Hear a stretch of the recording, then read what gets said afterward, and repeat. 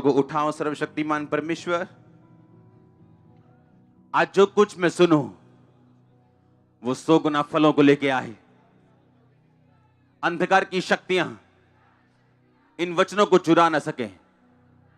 आज तेरा आत्मा मुझे छुए और मुझे भरे। प्रभु यीशु मसीह के सामर्थी नाम में हम मांगते हैं, आमीन। ऊंचा आशीष, ऊंची चर्च, एक बार जोर से बोलो हालेलुया। 7 बार बोलो जोर से, जोर से, जोर से हालेलुया। अलग अलग बोलो हालेलुया, जोर से, ऊंची आवाज में। आज होली स्पिरिट आपको छुए और आप वापिस सेम ना जाएं। हर वो चीज जो आपके साथ जुड़ी है, यीशु मसीह के नाम में इस मीटिंग में मैं डिक्लेयर घोषित करता हूं, वो चेंज हो अच्छे के लिए। अंधकार की शक्तियां आपकी जिंदगी में कार्य न कर सके और आज परमेश्वर का आत्मा आपको छू के एक नई दिशा दे। प्रभु यीशु मसीह के सामर्थी नाम में हम मांगते हैं। स्वागत है यीशु मसीह की हजूरी में। हालेलुया। बैठ जाओ अपने शरीर में, अपनी बाइबल को उठाओ और बोलो, मैं इस वचन से प्यार करता हूं। यह वचन मेरे शुद्ध रहने का आधार है। मैं अंगीकार करता हूं कि इस वचन पर मैं चलूंगा, दिन और रात इस पर ध्यान करूंगा और मेरे मुंह से यह कभी अलग ना होने पाएगा। आज जो कुछ मैं सुनूंगा मैं फल लेके आऊंगा। प्रभु यीशु मसीह के सामर्थी नाम में हम मांगते हैं। अपने हाथों को उठाओ, बोलो, मैं समर्पित करता हूं अपने आप को परमेश्वर के सामने, ताकि जो कुछ परमेश्वर मुझे कहे मैं उसे समझूं और फल लेके आऊं। मांगो अपने हाथों को उठा के 1 सेकंड के लिए।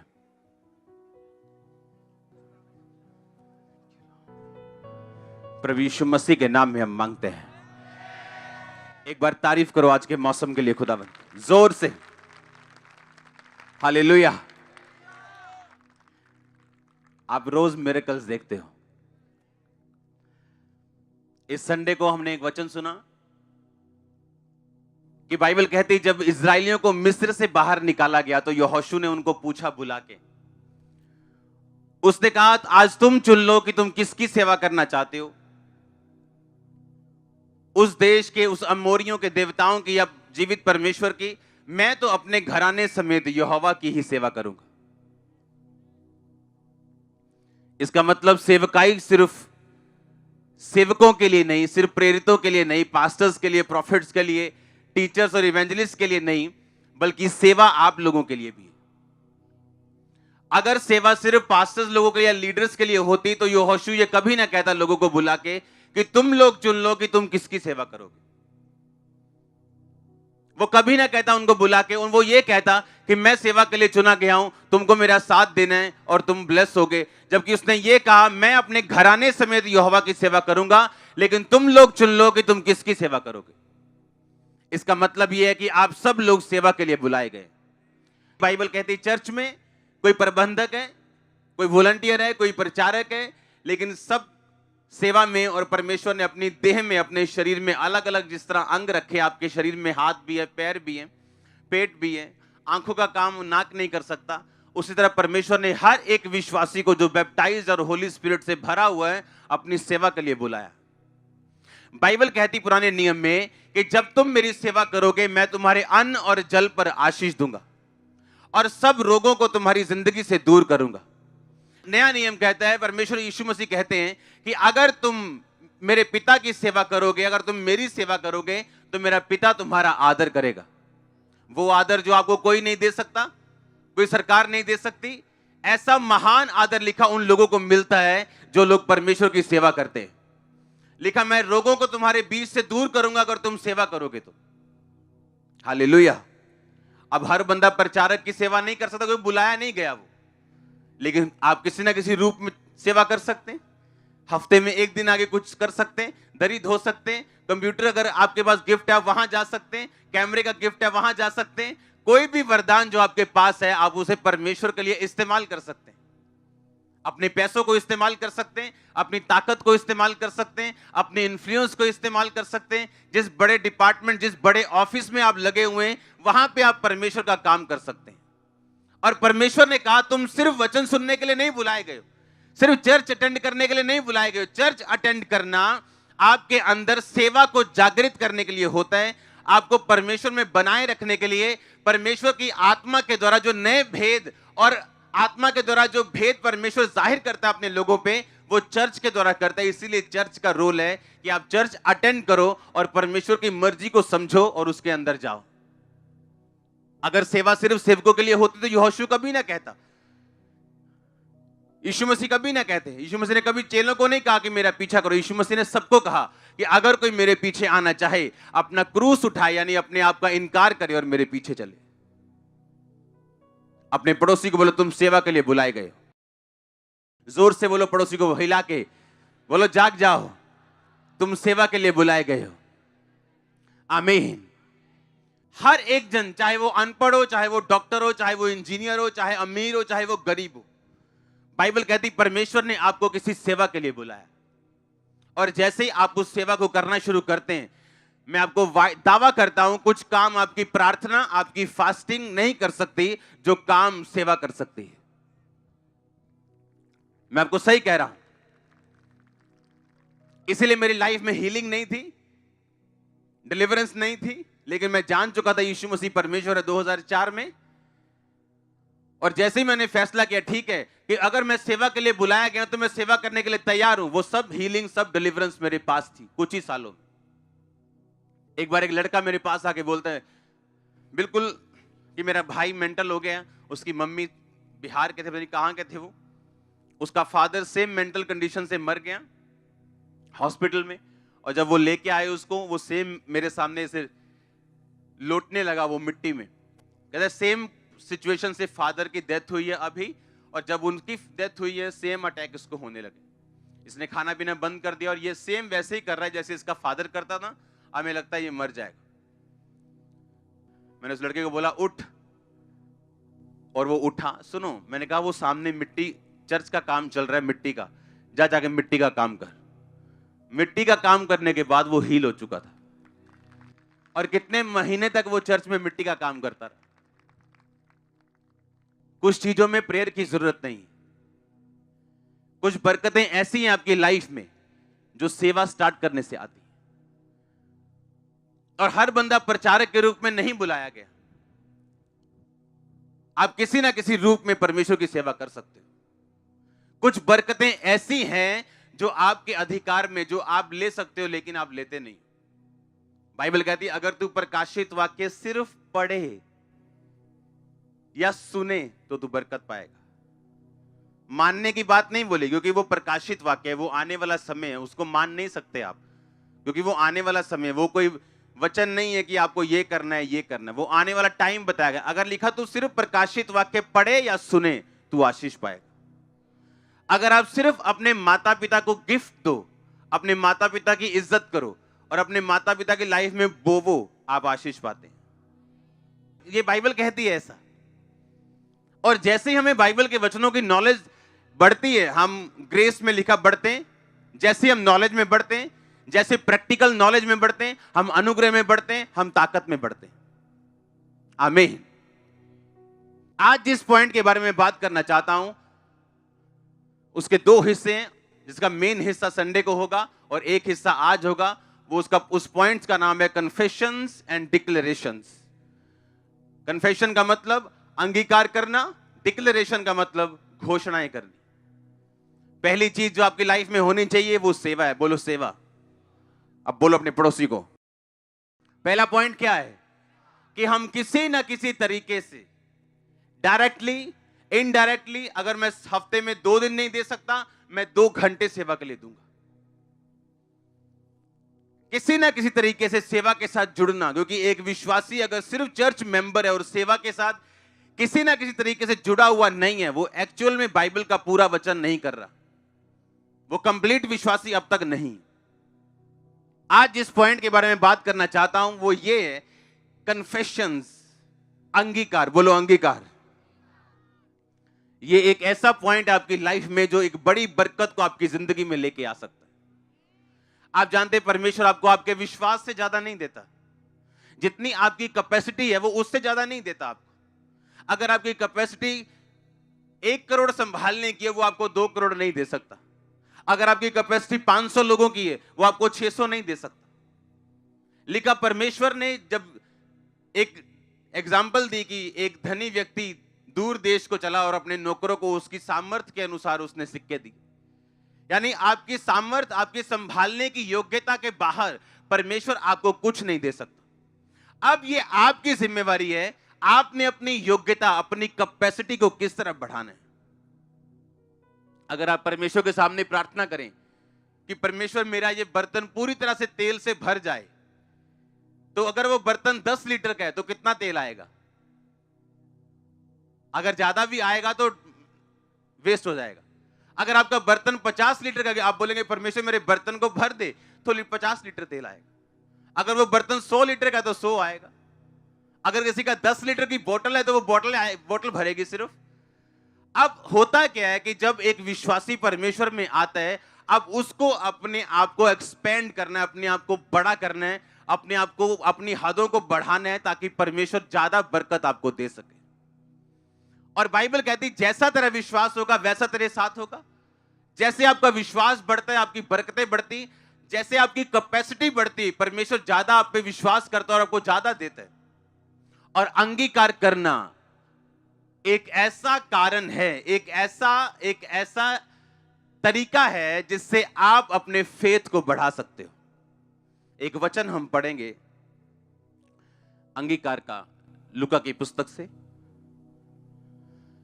यीशु मसीह ने कहा लूका 12 उसकी 8 से 9 में, किंतु मैं तुमसे कहता हूं जो कोई व्यक्ति कभी सभी के सामने मुझे स्वीकार करता है, मनुष्य का पुत्र यानी प्रभु यीशु मसीह भी उस व्यक्ति को परमेश्वर के स्वर्गदूतों के सामने स्वीकार करेगा। किंतु वह जो दूसरों के सामने मुझे नकार देगा, मैं भी परमेश्वर के दूतों के सामने उसे नकार दूंगा। मेरा ये विश्वास है और मैं ये बात जानता भी हूं, अगर आज मैं इस जगह पे खड़ा हूं और बरकत पाके खड़ा हूं, तो उसका एक मेन रीजन ये है कि मैंने परमेश्वर के नाम का अंगीकार किया हर बंदे के सामने। जब मैं बिजनेसमैन था, जब मैं लोगों के पास अपने जो सामान होता था टाइल्स का, उसका पैसा लेने के लिए जब मैं जाता था, तो बहाने से ही सही उसको बता के जरूर आता था कि मैं क्रिश्चियन हूं। अगर उसने पूछ लिया यार पानी पियोगे, चाय पियोगे, नहीं मेरी फास्टिंग है, ये क्या होता है, अपनी स्टोरी शुरू। बाइबल कहती अगर तुम मेरा इकरार करोगे, इससे होता क्या है मैं आपको बताता हूं। जैसे ही आप परमेश्वर का इकरार करते हो लोगों के सामने, आप परमेश्वर की एक जिम्मेवारी बन जाते हो। आपका सिर दर्द परमेश्वर का सिर दर्द बन जाता है। आप मेरी बात समझ रहे हो? जब मैं इकरार करता हूं लोगों के सामने कि वो मेरा परमेश्वर है, वो जीवित मेरा परमेश्वर है, मैं यीशु मसीह को मानता हूं, वो खुदा है, वो जीवित खुदा है, वो कैंसर कर सकता है दूर, वो एड्स दूर कर सकता है। और जब मेरा अंगीकार, जब मेरा कन्फेशन परमेश्वर के लोगों के सामने होता है कि वो मेरा परमेश्वर है, तो एक्चुअल में फिर मेरा सिर दर्द ये परमेश्वर का सिर दर्द है। आप समझ रहे मेरी बात को? क्यों यीशु मसीह कहेंगे कि मेरा इकरार करो? ऐसा क्या फायदा है उसको? आपको लगता है कि परमेश्वर ने कोई ऐसी कमांड की हो जिससे उसका फायदा और आपका फायदा ना हो? अगर कोई भी स्वर्ग ना जाए तो क्या नुकसान है परमेश्वर का? अगर हम स्वर्ग चले जाएं तो परमेश्वर का फायदा क्या है बताओ? मैं आपको एक बड़ी डीप चीज आज बताता हूं। यीशु मसीह ने बाइबल में एक भंडारी को जो चालाक और चोर था उसको सराहा, उसकी प्रशंसा की, चोर की। कारण क्या मैं बताता हूं, वचन पढ़ेंगे उससे पहले। लूका 16 उसकी 1 से 12। यीशु ने अपने शिष्यों से कहा, एक धनी बंदा था, उसका एक मैनेजर था, और वो मैनेजर पर आरोप लगा कि वो उसकी प्रॉपर्टी को नष्ट कर रहा है, यानी कुछ गड़बड़ कर रहा है। उस बंदे ने मैनेजर को बुलाया और कहा कि मैं तेरे विषय में कुछ ऐसा सुन रहा हूं, अपना लेखा जोखा दे दे, अब तू मैनेजर नहीं है यहां। उस मैनेजर ने मन मन में सोचा कि मैनेजर की जॉब मुझसे जा रही है, मैं क्या करूं, ना मेरे पास लेबर करने की ताकत है, भीख मांगने में मुझे शर्म आती। उसने क्या किया, 5 आयत में उसने उस मालिक के देनदारों को बुलाया जिसने मालिक के पैसे देने थे। उसने कहा तुमने मेरे स्वामी का कितना देना है? उसने कहा 100 माप जैतून का तेल। उसने कहा ठीक है, अपना वही खाता लिख, उसे 50 कर दे। दूसरे को बोला तूने कितना देना है? उसने कहा 100 भार गेहूं। उसने कहा वही खाता लेकर 80 कर दे। इस पर उसके स्वामी ने उस बेईमान प्रबंधक की प्रशंसा की कि उसने चतुराई से काम किया। संसारिक व्यक्ति अपने जैसे व्यक्तियों से व्यवहार करने में अत्यधिक व्यक्तियों से अधिक चतुर हैं। आगे पढ़ेंगे। मैं तुमसे कहता हूं, संसारिक धन संपत्ति से अपने लिए मित्र बनाओ, क्योंकि जब धन संपत्ति समाप्त हो जाएगी वो तुम्हें अनंत निवासों में तुम्हारा स्वागत करेंगे। सुनो इस वचन का मतलब क्या है। परमेश्वर ने कहा एक अधर्मी, एक पापी देखो क्या कर रहा है कि उसे मालूम है कि मेरा फ्यूचर अभी 0 हो चुका है, मैं मैनेजर की पोस्ट से निकाला जा चुका हूं। अब मैं कुछ ऐसा करता हूं जाने से पहले कि जितने मेरे स्वामी के देनदार हैं उन पर मैं फेवर कर दूं, ताकि जब मैं यहां से निकलूं वो अपना फेवर मुझे वापस करें या मुझ पे भी फेवर करें। यीशु मसीह ने कहा एक अधर्मी बंदा, एक पापी बंदा अपने फ्यूचर के बारे में सोच सकता है और अधर्म के धन से अपना फ्यूचर बना सकता है। तो परमेश्वर ने कहा तुम भी अपने अधर्म के धन को छोड़ के अपना फ्यूचर सोचो जो स्वर्ग में है, ताकि जब यार धन खत्म हो तुम स्वर्ग में जा सको। ये पूरा किसने किया? सुनो, ये पूरा जक्कई ने किया। बाइबल कहती है जक्कई नाटा था, परमेश्वर को देखना चाहता था, चुंगी लेने वालों का सरदार था। लिखा जब यीशु मसीह रास्ते से जा रहे थे तो गूलर के पेड़ पे चढ़ गया, क्योंकि वो देख नहीं पा रहा था यीशु मसीह को छोटा होने के कारण। और यीशु मसीह गूलर के पेड़ के पास गए, बोले हे जक्कई नीचे आ जा, झट नीचे आ जा, आज मुझे तेरे घर में जाना जरूरी है। और बाइबल कहती है जब यीशु मसीह उसके घर में गए तो जक्कई ने क्या किया, उस वचन को पढ़ेंगे हम। उसने झटपट नीचे उतर के प्रसन्नता के साथ यीशु मसीह का स्वागत किया। जब सब लोगों ने ये देखा तो बड़बड़ाने लगे और कहने लगे ये पापी के घर एक अतिथि बनने जा रहा है। जक्कई खड़ा हुआ और प्रभु से बोला, प्रभु देख मैं सारी संपत्ति का आधा गरीबों को देता हूं, अगर किसी का छल से कुछ लिया तो उसे चौगुना करके लौटा देता हूं। यीशु ने कहा आज इस घर में उद्धार आया, क्योंकि ये व्यक्ति भी अब्राहम की संतान है। सुनो, जक्कई ने ये देखा, कहता मैं अपनी आधी प्रॉपर्टी गरीबों को देता हूं और जिससे मैंने फालतू लिया कुछ 4 गुना करके मैं वापस देता हूं। मैं आपको उद्धार के कुछ लक्षण बताता हूं। अगर व्यक्ति एक उद्धार पाया हुआ है, अगर वो सीरियस है अपनी लाइफ में क्रिश्चियनिटी के प्रति, वो पैसों से कभी प्यार नहीं करेगा। आप जानते हैं कि हमारा पैसा, आपका पैसा, मेरा पैसा, ये परमेश्वर के कामों को करने के लिए, हाँ या ना? और हमें ये मालूम है कि जब हम परमेश्वर के काम करेंगे परमेश्वर के पैसों से, तो हमारा फ्यूचर सिक्योर होता है। यीशु मसीह ने कहा देखो एक अधर्मी बंदा ये पैसों से, अधर्म के पैसों से अपना फ्यूचर सेव कर रहा है, और चर्च जो है वो आराम से बैठी है और अपने पैसों से अपना फ्यूचर सेव नहीं कर रही। अगर आप उद्धार पाए हुए हैं और परमेश्वर का आपकी लाइफ में प्रथम स्थान है, तो पैसे का स्थान दूसरा होगा। आप जानते हैं परमेश्वर कितना अमीर है?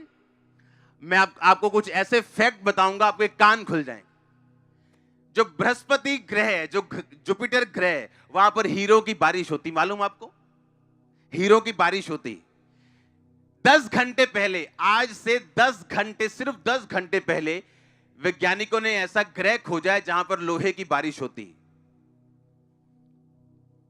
आज से कुछ देर पहले एक ऐसा ग्रह खोजा गया जो सिर्फ हीरे से बना हुआ है, और वहां पे इतना हीरा है कि अगर उस हीरे की वैल्यू लगाई जाए तो धरती का, इस धरती के सारे समंदर और सारे पहाड़ $100 के नोट से भर जाएंगे और कुछ भी दिखेगा नहीं। उस ग्रह की इतनी वैल्यू है। बाइबल कहती है आसमान में जब हम स्वर्ग में जाएंगे वहां की सड़कें सोने की। आपको लगता है इतना अमीर परमेश्वर, और ऐसे ग्रह, डायमंड ग्रह, मैं आपको दिखाता हूं स्क्रीन के ऊपर, ये डायमंड प्लेनेट है, ये अभी खोजा गया, और ये इसमें इतना हीरा है कि इस धरती के ऊपर 1 इंच भी जगह नहीं बचेगी और सारे पहाड़ छिप जाएंगे अगर वो पैसा फेंकना शुरू करें इस ग्रह में जितना हीरा है। आपको क्या लगता है इतना अमीर और ऐसे करोड़ों ग्रह होंगे जो भी खोजे नहीं गए? आपको लगता है इतना अमीर परमेश्वर आपके पैसे चाहता होगा? आपको लगता है क्या? चंद्रमा पे एक वैज्ञानिक गया, उसने पहले जाके प्रभु भोज लिया, वहां पे प्रभु की रोटी, प्रभु का लहू लिया चंद्रमा पे वैज्ञानिक ने। और जैसे जैसे वैज्ञानिक ग्रह खोजते जा रहे हैं नए नए, परमेश्वर पे उनका विश्वास बढ़ता जा रहा है। आपको दिखाता हूं मैं एक ग्रह जहां पे डायमंड रेन, ये प्रूफ चीजें, ये कोई फालतू चीजें नहीं है। आप स्टडी करो। जो लोग चंद्रमा पे गए हैं, जो लोग नासा में हैं, जो लोग बड़े बड़े वैज्ञानिक हैं, ये थ्योरी नहीं है, ये प्रूफ है। आपको लगता है हीरो की बारिश करने वाला परमेश्वर, हीरो के ग्रह बनाने वाला परमेश्वर हमसे पैसा चाहेगा? हमसे अगर कोई भी चीज बाइबल कहती है आप करो, तो वो सिर्फ आपके फायदे के लिए, वो सिर्फ मेरे फायदे के लिए। आपको पता है अगर एक कॉइन के ऊपर, अगर एक सिक्के के ऊपर बिजली गिर जाए तो 1 इंच का सिक्का 10,000 करोड़ का होता है, मालूम है? जाओ खोज करो इसकी। पुराने टाइम में लोग जो सिक्के जमीन में दबा देते थे, और अगर गलती से उस पे बिजली गिर गई, 1 इंच सिक्का 10,000 करोड़ का है। और उसे बड़ी कंपनियां खरीदती हैं जो स्पेस में काम करती हैं। उसके लिए हमारा पैसा, हमारी सेवा एक फटा हुआ कपड़ा है, वो हमारे फायदे के लिए। वो जितना अमीर है ना, हम सोच भी नहीं सकते। क्या हमें लगता है कि हम अपने 10,000 रुपए से उसको सपोर्ट कर सकते हैं जिसने हीरो का ग्रह बना दिया? किसी के पास इतना हीरा हो ना, इतना, तो वो 300 करोड़ का है, 400 करोड़ का है, 1000 करोड़ का है, इतना हीरा, पूरा ग्रह हीरे का है। धरती समा जाएगी पैसों में, सब पहाड़ खत्म हो जाएंगे, पैसों के नीचे दब जाएंगे, वो इतना महंगा ग्रह है। अब सोचो, क्या वो परमेश्वर पैसों के पीछे जाएगा? हां? अगर बाइबल कह, ये जो पैसे का है, ये जो कन्फेशन है, ये जो अंगीकार है, ये हमारे फायदे के लिए, ये दिखाता है कि मेरा हार्ट खुदा के लिए ओपन हो चुका है। एक बंदा अगर आपके लिए कुछ छोड़ नहीं सकता, आपको दे नहीं सकता, वो आपसे प्यार नहीं करता, बाइबल कहती है।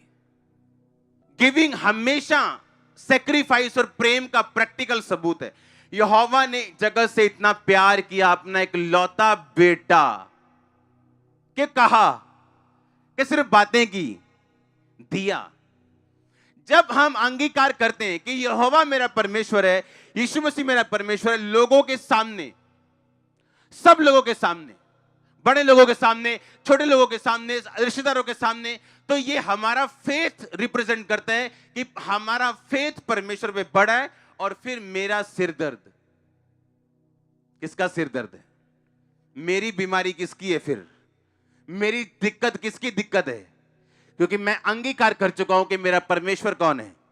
और जब ये अंगीकार कायम रहता है तो परमेश्वर जानता है कि अब ये मेरा है, और इसकी दिक्कत को दूर करना किसका काम है? मेरा काम है। बाइबल कहती है, क्या 10, 12, 15 करोड़ क्या दे लेंगे परमेश्वर को? जो बारिश कर रहे हैं ग्रहों के ऊपर हीरों की, क्या दे देंगे उसको? पर बाइबल कहती है, जब जक्कई ने अपनी आधी संपत्ति कंगालों को दी, लिखा वो चुंगी लेने वालों का सरदार था।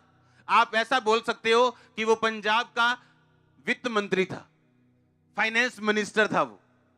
और फाइनेंस मिनिस्टर ने अपनी आधी दौलत, मतलब खरबों रुपया, उसने गरीबों को दे दिया। और जब हम देते हैं, जब हम बोते हैं और परमेश्वर के लिए पैसा छोड़ते हैं, ये चीज साबित करता है कि हम अपने प्यार और रिलेशनशिप में जो खुदा के साथ है सीरियस है। जब हम अंगीकार करते हैं, ये साबित करता है कि हमने मन बना लिया परमेश्वर को फॉलो करने का और उसकी सेवा करने का। मुझे किसी शर्म नहीं है कि यीशु मसीह जबरदस्ती घुसो लोगों के, बताओ यीशु मसीह को मानते हो तुम?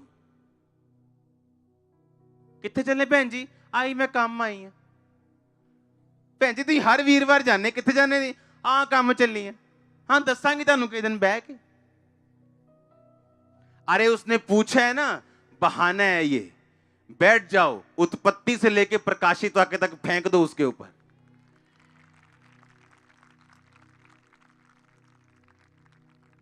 अरे शुक्र करो उसने पूछा है आपको, अब बताओ उसको। जिस व्यक्ति को आप सोचते हो कि ये मसीह में कभी नहीं आ सकता, वो आपसे पहले आएगा। और कई बार आप सोचते हो ये तो मैं झट ले आऊंगा इसको, उसको टाइम लगता है। आप डिसाइड नहीं कर सकते कौन व्यक्ति कब परमेश्वर में आएगा। बाइबल कहती परमेश्वर का राज्य एक बीज के समान है। किसी व्यक्ति ने बोया, रात को सोया और ना जाना कि कब उसमें अंकुर लगा और कब उसमें बीज, कब वो फूटा और कब वो बढ़ा और कब उसमें बालें लगी, कब वो तैयार हो गए। आपको नहीं मालूम आप कहां अंगीकार करोगे और कहां परमेश्वर का आत्मा कार्य कर देगा। आप कहां परमेश्वर के नाम को आपको लगता है आपका बॉस वेरी बिग पर्सन है, आप उसके सामने डरते हो नाम लेने से भी। आपको नहीं मालूम वो बॉस ही परमेश्वर में होगा एक दिन। और परमेश्वर उतना ही काम आपकी लाइफ में करेगा जितने आपके अंदर दलेरी है, जितना आपके अंदर फेथ है।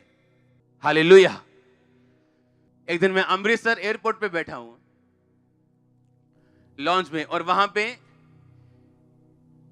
एक महाभारत में सीरियल आता था, वहां पे अर्जुन बना था। एक भाई का नाम मेरे को याद नहीं, अर्जुन बना महाभारत सीरियल।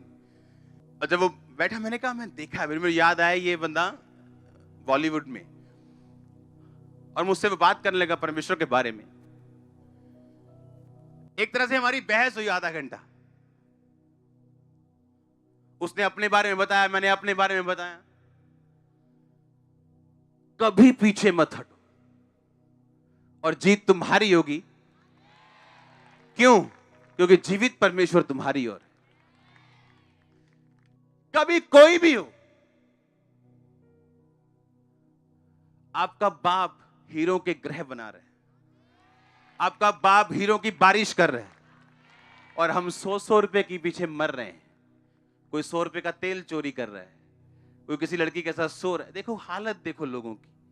और परमेश्वर कह रहा है मैंने ग्रह बनाए हीरो के। एक ग्रह बेच के जितना पैसा मिलेगा तुम पूरी धरती पर रख नहीं सकते हो। मैं अफ्रीका में था। आपको जितना अफ्रीका गरीब लगता है उतना है नहीं। ऐसे में जा रहा हूं, इधर वाली साइड ऊंचे ऊंचे, ऐसे लगता है स्वर्ग में आ गया। ऊंचे पहाड़, क्रोम गाड़ियों का क्रोम लगता है, भाई जानते होंगे क्रोम जो व्हाइट सा होता है, व्हाइट सी मेटल। इधर क्रोम निकलता था, इधर सोने के खदानें थी। इधर क्रोम के पहाड़ थे, उनको खोदा जाता और क्रोम निकलता उसके अंदर से, और इधर सोने की खदानें थी। और जब मैं सोने की खदान में वहां पे गया तो वहां क्या होता है कि एक जगह ली जाती है, वहां पे एक जेसीबी मशीनें, क्रेन जाती, मिट्टी खोदते हैं। 1 टन मिट्टी खोदते हैं तो 1 ग्राम सोना निकलता है वहां से। जमीन सोना उगलती। और एक जगह वहां पे मैं गया तो वहां जमीन खोद रहे, और आपने देखा होगा मॉडल्स जो इंडियन मॉडल जो लड़के भी ग्रीन पत्थर डाले होते हैं अलग अलग तरह के, वो पत्थर जमीन से निकलते हैं। और $6 पर केजी, 300 रुपए किलो पत्थर बिकता है वो, और जमीन के अंदर से निकलते हैं। इधर अफ्रीका अपनी आंखों से देख के आओ, जमीन सोना पैदा कर रही, पत्थर उगल रही, और हम सोच रहे हैं क्या सोच रहे हैं? हमारी सोच गरीब है। आपका परमेश्वर जमीन से सोना दे रहे हैं, पत्थर उगल रहे, वो भी करोड़ों डॉलर कमा रहे हैं। हमारा वो परमेश्वर है, कितना बड़ा है वो, कितना सामर्थी है वो। सोचो कहां लेके जा सकता है आपको। और हम उससे नाराज पता क्यों है? क्योंकि हमारा दुबई का वीजा नहीं लगा, जहां हमने 15,000 रुपए कमाना था महीना। उससे नाराज चल रहे हैं आजकल, उससे नाराज चल रहे क्योंकि अच्छा अभी रिश्ता नहीं मिला। और परमेश्वर पता नहीं क्या सोचता होगा ऊपर।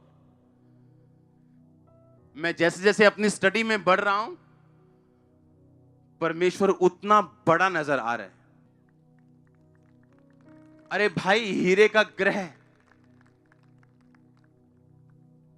और ऐसा एक नहीं है, ऐसे हजारों होंगे, लाखों करोड़ों होंगे। आपकी इसी जमीन के अंदर से सोना निकलता है, पत्थर निकलते हैं। पहाड़ों से क्रोम निकलता है, धातुएं कहां से निकलती, जमीन के अंदर से। कहता सोना मेरा है, चांदी भी मेरी, तुम मुझे क्या दे सकते हो। और आजकल हम सोच में डूबे हैं कि गर्लफ्रेंड को छोड़ूं कि ना छोड़ूं। सोचो कहां फंसे हैं हम 5 पैसे में फंसे हैं और परमेश्वर खरबों की बात कर रहा है। हम इस बात में फंसे कि आज ब्लू फिल्म देखूं कि आज छोड़ दूं, तौबा कर लूं। और परमेश्वर क्या सोच रहे हैं। आप भूल जाओ यहां भीड़ बैठी या करोड़ों लोग परमेश्वर को मानते हैं। आप सोचो मैं अकेला हूं और ये सब मेरा है, क्योंकि मेरे बाप का है ये। और सोचो आपकी मेंटेलिटी कहां जाएगी, आपकी सोच कहां जाएगी। और जैसी आपकी सोच होगी, आप खींचते चले जाएंगे अपनी ब्लेसिंग्स की ओर। आपकी शुरुआत जितनी मर्जी लो लेवल की क्यों ना हो, हर जमीन में से हर पौधा जमीन को छू के और अंधेरे को छू के निकलता है। कोई पेड़ नहीं कह सकता मैं बना बनाया आया था। इस बड़े से बड़े पेड़ को जो आप आसपास देखते हो, यह भी कभी एक बीज था जो आपके हाथ में आ सकता है। क्या आप फेथफुल हो या नहीं। और फेथफुलनेस मालूम होती है आपकी कन्फेशन से, आपके अंगीकार से। कितनी बार आपने अपने दोस्तों को छोड़ा है जो लोग शराब पीते हैं, या आपने अंगीकार किया कि भाई मैं तेरे साथ मिलूंगा नहीं अगर तू लड़की को छेड़ेगा तो, मैं तेरे साथ नहीं आऊंगा अगर तू गलत बोलेगा तो, गंदा मजाक करेगा तो, मैं तेरे साथ दोस्ती नहीं रखूंगा। पर नहीं, इतनी ताकत कहां है। आज दोस्त थोड़ी नाराज कर रहे हैं, परमेश्वर चाहे नाराज हो जाए। अगर फेथ नहीं तो अंगीकार नहीं है। अंगीकार यह बताता है कि मेरे अंदर विश्वास पैदा हो चुका है, और बाइबल कहती है विश्वास के जरिए ही तू खुदावंद को खुश कर सकता है। अगर विश्वास नहीं है तेरे अंदर तो तू उसे खुश नहीं कर सकता। और मेरा अंगीकार बताता है कि मैं खुदावंद के संतान हूं। मेरा अंगीकार लोगों के सामने यह बताता है कि मैं फेथ में आ चुका हूं, और जब मैं विश्वास में आ चुका हूं सब काम पॉसिबल है। आप जितना ज्यादा अंगीकार करते हैं कि मैंने नशा छोड़ा, आप जानते हैं शैतान फिर नशे के अटैक से आपको अटैक करता है। पर आपको मालूम होता है मैं रोज अंगीकार करता हूं, अगर मैं ये काम करूंगा मेरा अंगीकार खराब हो जाएगा। आप उस वजह से बचे रहते हो, उस वजह से पवित्रता में रहते हो। प्रीच करो इसे, अंगीकार करो इसे, जो आप बिलीव करते हो आप खुद बचे रहोगे उन चीजों से। लिखा जब प्रकट हुआ जक्कई के ऊपर कि यीशु मसीह उद्धार करता है आधी प्रॉपर्टी कंगा। जब एक बंदा रियल में परमेश्वर को जान जाता है, वो जानता है मेरा पैसा, मेरी ताकत, मेरा सब कुछ ये परमेश्वर का है। इसीलिए इस मिनिस्ट्री ने बड़े बड़े बीज बोए और आज हम यहां पे हैं। और ये शुरुआत है। सिर्फ इस साल के एंड तक ये ऐसा स्पीड पकड़ेगा आपने सोचा नहीं होगा। मैं आपको सच कह रहा हूं। हालेलुया। आप क्या सोचते हैं परमेश्वर के बारे में मायने रखता है। कितना बड़ा आप सोचते हैं मायने रखता है। कहीं आप साइंस पढ़े ना, आपको परमेश्वर से प्यार हो जाएगा कि वो इतना बड़ा परमेश्वर है, इतना बड़ा परमेश्वर है। और हम क्या सोच रहे हैं, सब कुछ आपका है और आप मसीह के हो और मसीह परमेश्वर का है। मालूम है कि नहीं। अगर आज हम फेथफुल हैं, आज विश्वास योग्य बने रहते हैं, आज विश्वासी हैं दुख में भी सुख में भी, तो वो दिखाएगा वो कितना बड़ा परमेश्वर। देखा जक्कई ने आधी प्रॉपर्टी कंगालों को दी। उसने कहा परमेश्वर जिससे मैंने गलती से जानबूझ के 10% ब्याज लिया, लेना 2 था, मैं उसको 32% वापिस करूंगा, 4 गुना वापिस करूंगा। एक इंसान जब अंगीकार करना शुरू करता है खुदावंद का लोगों में, और जब बोना शुरू करता है बेहिसाब, ये 2 निशानियां होती हैं। विश्वासी पूरी तरह से परमेश्वर में रच गया। मैंने ऐसे विश्वासी देखे हैं जो खुदावंद से प्यार कहते हैं, हम प्यार करते हैं, पर पैसे के मामले में कभी प्यार नहीं करते। उनका प्यार नकली है। मैंने ऐसे विश्वासी देखे जो कहते हैं हम अपने स्पिरिचुअल फादर से प्यार करते हैं, पर पैसों के साथ उसके साथ हेरा फेरी करते हैं। कोई काम दे दो 6 झूठ बोलते हैं। वो कभी प्यार नहीं करते, वो झूठ बोल रहे हैं। एक बंदा जब पैसों से और अंगीकार से खुदा के साथ वफादार हो जाता है, एक्चुअल में फिर वो साबित करता है कि मैं तुझसे प्यार करता हूं। ये जो इस दुनिया के सबसे अमीर लोग हैं ना, ये परमेश्वर के सामने आप सोच लो क्या है। उसकी 1 सेकंड की बारिश भी नहीं है। इतना बड़ा बाप है आपका। हाँ, और सोचो वो स्वर्ग क्या मिस कर सकते हैं हम? किसी कीमत पे भी कभी नहीं।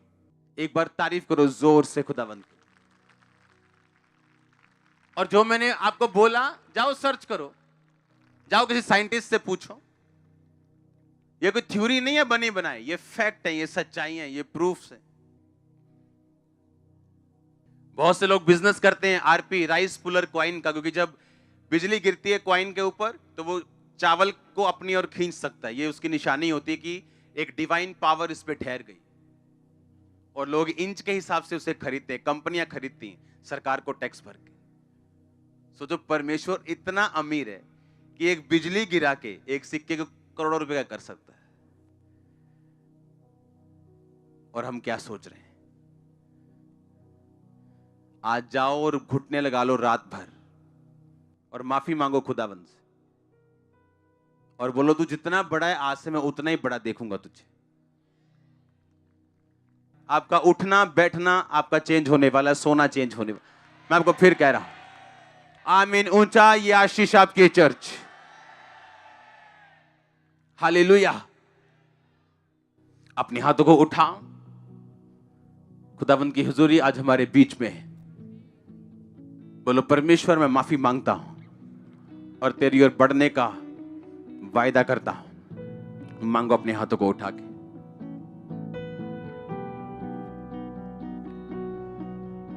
खुदावंद को पहचानो, उसके हाथ को एक्नॉलेज करो अपनी लाइफ में।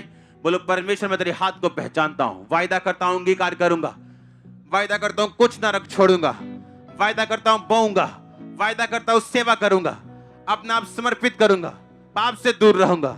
अपने हाथों को उठाओ। Thank you Jesus. बोलो अंगीकार करो, करो अंगीकार ऊंची आवाज में कि खुदावंद हर एक जन के सामने मैं तेरा अंगीकार करूंगा।